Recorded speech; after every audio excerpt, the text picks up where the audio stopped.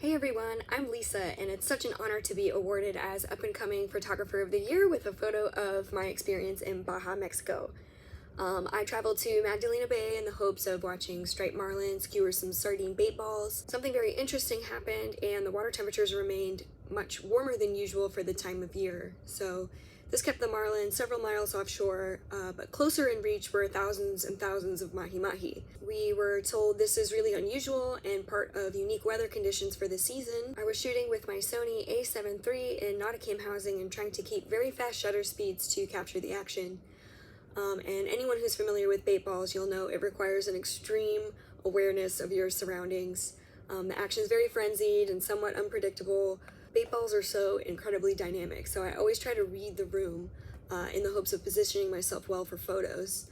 The mahi's attack method was to swim along the outskirts of the bait ball, and then they would power drive through any spot where the sardines were tightly packed together. They'd punch a hole in the bait ball, but the sardines would maintain this compact shape and create this tunnel around the opposition. The morphs made these really beautiful shapes, and I realized if I positioned myself behind where the mahi-mahi were attacking, I'd be in the perfect zone for a head-on shot.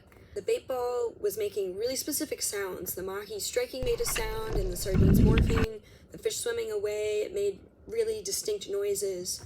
And I wasn't wearing a hood. I was staying below the surface so I could hone in on all these sounds, and I could try to follow them with the camera. So if I followed the sound, I watched for all the movement, and I'd be firing right as the fish would part to reveal the mahi-mahi behind it.